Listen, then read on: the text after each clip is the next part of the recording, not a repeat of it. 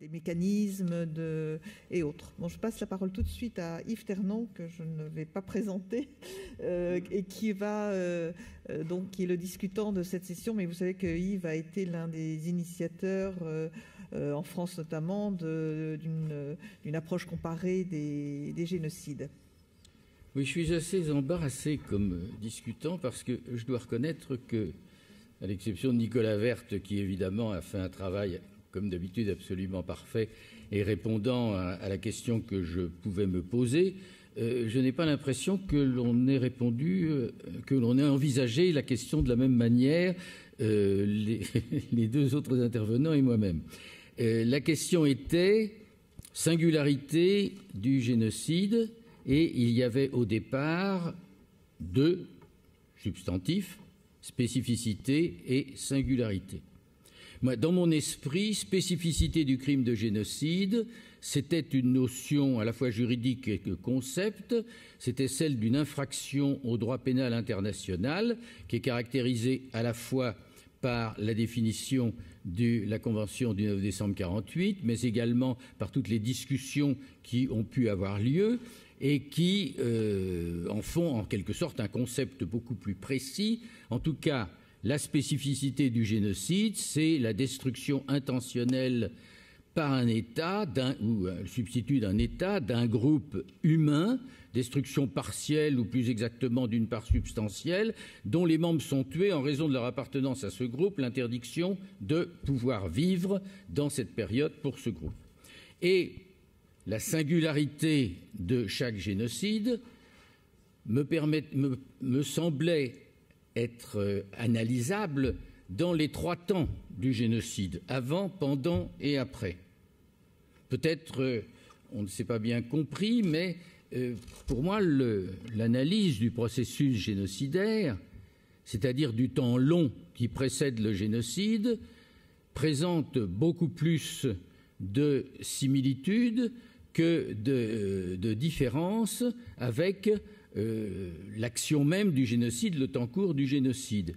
Et je m'attendais un petit peu à ce que l'on analysât cette période dans ses différents temps d'ailleurs, en centrant, mais Christian Ingrao l'a bien expliqué, ce n'était pas son sujet, sur le terreau génocidaire, la singularité justement, le fait qu'on part d'une idéologie de la fin du XXe siècle dont les gens vont partir avec leurs semences pour aller faire ici le national-socialisme, là l'ethnisme du Rwanda ou là-bas la destruction des Arméniens de l'Empire ottoman avec le nationalisme. Donc c'était dans cette perspective que je m'attendais à entendre parler de la singularité du crime de génocide en voyant justement les différents temps de ce processus, parce que je me rappelle qu'au cours des différents panels, j'ai vu la surprise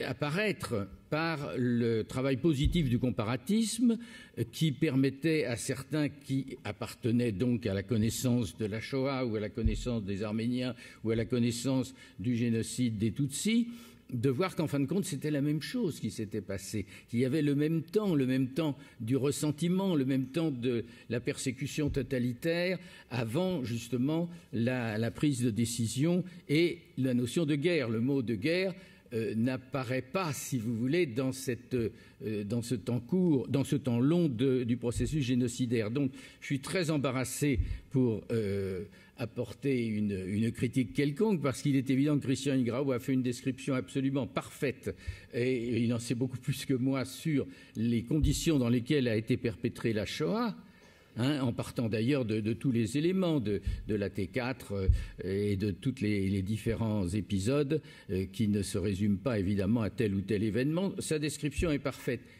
Mais est-ce qu'il s'agit vraiment de la singularité de ce génocide? Est-ce que la singularité de la Shoah est-elle dans les techniques employées? Parce que, en fin de compte, quand je compare avec le génocide des Arméniens ou le génocide des Tutsis, leur seul problème, c'était la faisabilité. Comment se débarrasser de tous ces gens dans les meilleures conditions, et d'ailleurs avec les différentes étapes, comme vous l'aviez montré Christian Ingrao, de la prise de décision, ou bien on fait une destruction dans le long terme avec le plan Madagascar, ou bien dans un terme plus court avec le programme sibérien, ou bien dans le temps immédiat et avec les différentes étapes, bien entendu. Donc, cette notion ne me paraît pas être celle de la singularité de la Shoah. Dans l'analyse que je me permets de faire, la singularité de la Shoah, elle est directement liée à plusieurs éléments. D'abord, le fait qu'on est dans l'absurdité totale de l'idéologie. Pourquoi détruire les Juifs? Il n'y a pas le moindre élément politique. On est dans une idéologie du délire, rationalisée bien entendu dans une paranoïa, mais évidemment, il n'y a pas de contexte politique qui puisse l'expliquer. Deuxième élément, le plan est mondial. Le plan est mondial. Comme on l'a dit d'ailleurs en rappelant le programme de Wannsee, il s'agit de détruire tous les Juifs, en tout cas de l'Europe, même ceux qui ne sont pas conquis par l'Allemagne et qui ne sont pas occupés par l'Allemagne. Et le troisième élément qui me paraît être l'élément central, parce que je pense en même temps génocide des Arméniens, c'est la radicalité du meurtre. Parce qu'elle est directement liée à l'idéologie, à la marque physiologique, génétique, raciste, biologique. Le juif doit être tué parce qu'il porte une marque qu'on ne peut effacer. Radicalité du meurtre, qui, dans le contexte de ce génocide, est différent, évidemment, du contexte de l'autre génocide précédent, celui des Arméniens, où le problème n'est pas de tuer tous les Arméniens jusqu'au dernier, mais de se débarrasser de l'identité arménienne, de déraciner les Arméniens, de les détruire, mais éventuellement de tirer profit des femmes, des enfants et de tout ce que l'on peut intégrer à travers une islamisation forcée. Donc là, il y a vraiment une différence qui est fondamentale et que je croyais voir apparaître. De même, donc vous m'excuserez, ma critique n'est pas du tout sur le fond, elle est sur... C'était pour lancer un peu le débat. Je ne me permettrai pas non plus de critiquer Hélène, que je connais depuis longtemps et dont j'admire tous les travaux, mais où est l'ethnisme? C'est quand même là l'ethnisme. La fabrication de l'ethnisme, c'est quand même la source de la pensée génocidaire. Si on avait laissé les Tutsis et les Hutus vivre dans leur monde précolonial, il n'y aurait pas eu l'ombre d'un problème. Ils auraient eu leur histoire habituelle. Et là arrivent les colons avec leur idéologie raciste qui fabrique un ethnisme, évidemment. Bon, là, on a une singularité.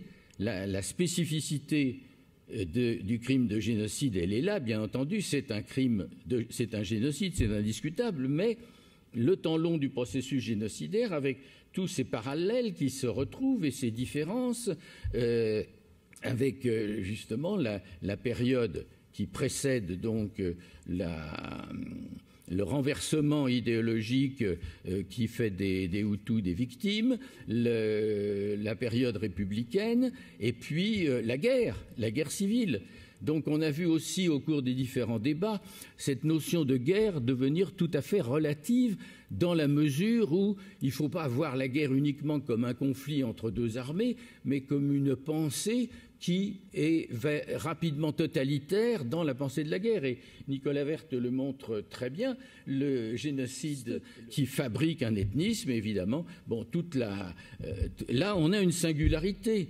La spécificité du crime de génocide, elle est là, bien entendu. C'est un génocide, c'est indiscutable, mais le temps long du processus génocidaire, avec tous ces parallèles qui se retrouvent et ces différences, avec justement la période qui précède donc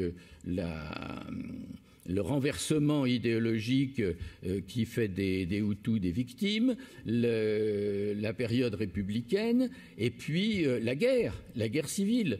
Donc on a vu aussi au cours des différents débats cette notion de guerre devenir tout à fait relative dans la mesure où il ne faut pas voir la guerre uniquement comme un conflit entre deux armées, mais comme une pensée qui est rapidement totalitaire dans la pensée de la guerre. Et Nicolas Werth le montre très bien. Le génocide, la famine en Ukraine, qu'on appelle ou non génocide, et là c'est essentiel, ça n'a pas en fait beaucoup d'importance parce que l'analyse est tout à fait différente.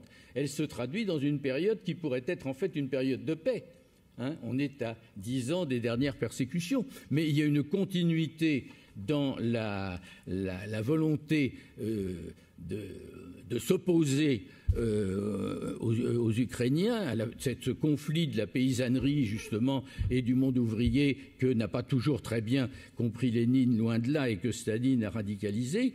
Tout cela amène à une situation qui est complètement différente. Donc là, la singularité de la famine en Ukraine, je la comprends parfaitement.